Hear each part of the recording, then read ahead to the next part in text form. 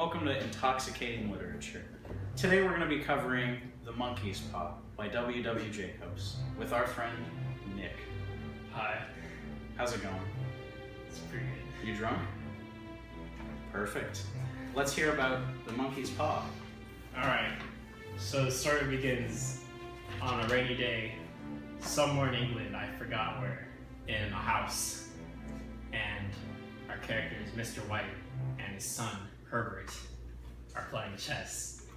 And Mr. White's not doing too good. And he's like, I'm gonna lose. But he kind of says it out loud and hopes his son doesn't notice what he does. And he's like, checkmate, Dad. Fuck you. And as the wife is just kind of knitting, and Mr. Herbert's like, wow, I really hate where we live. Everything kind of sucks. Like, we don't even have roads. It's just all marshland.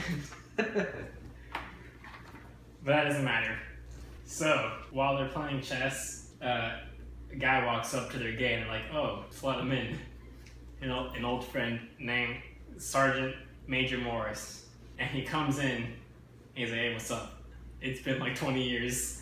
How's it going? And they're all just kind of sitting around a fire drinking, and Sergeant Morris is just telling them stories about his travels in India, of like jungles and temples and, I don't know, battlefields or something. And then, while he's telling the story, he brings up about this thing called the monkey's paw. And they're like, oh, what's that? He's like, oh, you don't want to know about it. But like, well, tell me anyways. And he's like, okay.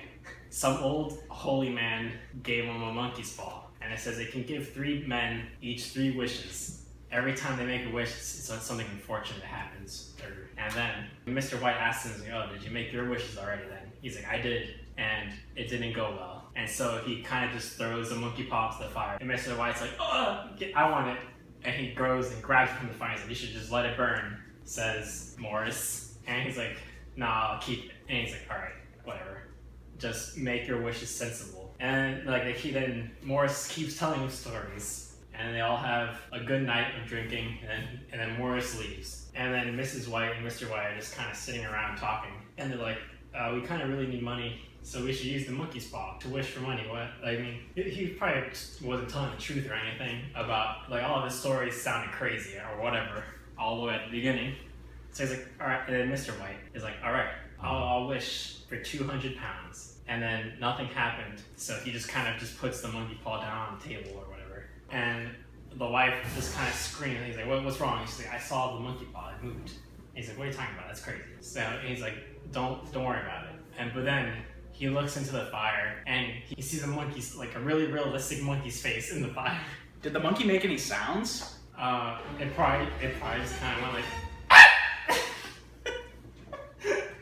and then he's like, well, that's weird. The next day happens. Everything is sunny. There's no more rain. Mrs. White is just kind of sitting in the living room doing whatever, and she looks outside and she sees like some men just kind of pacing back and forth in front of the gate before actually coming in. And she's like, oh, I wonder who this is. He comes to the door, he's like, knock knock. She's like, who's that? And she's like, oh, I'm from the company that your son works. And she's like, oh, well, she opens the door. Oh, there was an accident with your son. He was hurt, but he doesn't feel any pain.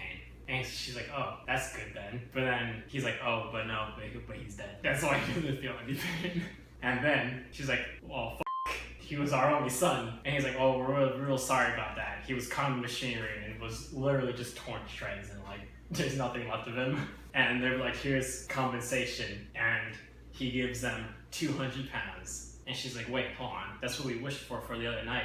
And so a week after the funeral, Mr. White and Mrs. White is kind of sleeping.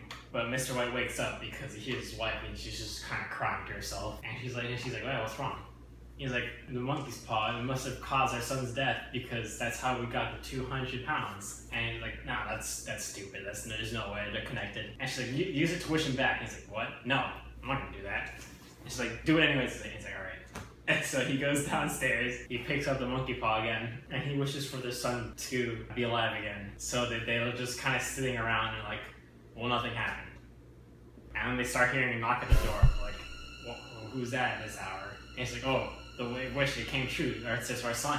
And he's like, it can't be. He's like, oh no, it makes sense because he had to walk all the way back from the graveyard, which is 2 miles away. And then the knocking starts to get more consistent. And then Mrs. White starts to run to the door, and Mr. White, he's terrified of this, and so he makes his last wish, and then suddenly the knocking stops, and Mrs. White opens the door, and there's just nothing out there, and that's the story. So that's the story monkey's paw, of the monkey's paw. and that's it.